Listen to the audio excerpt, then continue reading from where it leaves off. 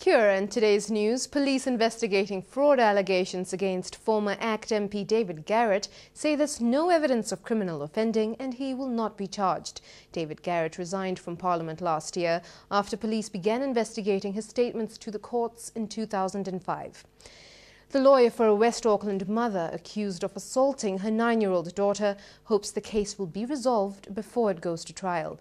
The 31-year-old accused and her 33-year-old former partner have interim name suppression and face a total of over 30 charges, with a tentative trial date set for next May. A substantial earthquake was felt around New Zealand this afternoon. It struck at about 3:40 p.m, measuring 6.5 on the Richter scale and was centered 30 kilometers west of Taupo at a depth of 150 kilometers. GNS says no damage is expected.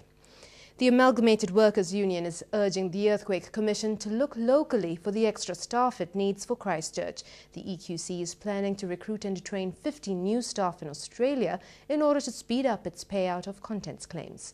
And it may seem ironic, but the Canterbury earthquakes have helped to improve the country's international liability and debt position. $11 billion worth of unsettled earthquake insurance claims are being treated as offshore assets, which means they've temporarily lowered the country's net liability position by a full 11 points compared to March last year.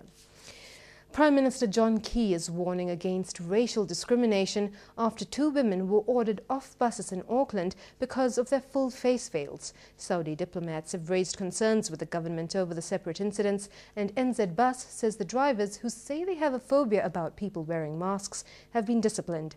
A union representing bus drivers has called for training to address their safety concerns, especially with the expected influx of Rugby World Cup tourists. And while the controversy over the bus drivers' actions rages here, New South Wales police have been handed greater powers by Cabinet, allowing them to ask anyone to remove their face covering, be it a face veil or a helmet, and properly identify themselves, for example during routine vehicle checks. It follows the case of a burqa-wearing Sydney woman who was jailed for laying a false complaint against a police officer, but was then acquitted on appeal because the veil prevented her from being identified as the complainant. Back in New Zealand, the Defence Minister is refuting rumours surrounding an attack in Afghanistan last week involving our SAS troops. Dr. Wayne Mapp won't reveal details of the incident at a Kabul hotel, but says he's received clear information that our 2 injured soldiers were hit by insurgents and not by friendly fire, as claimed in some international reports. And finally, Serbian war crimes suspect Ratko Mladic was ordered out of his own arraignment by judges at the Yugoslav War Crimes Tribunal in The Hague.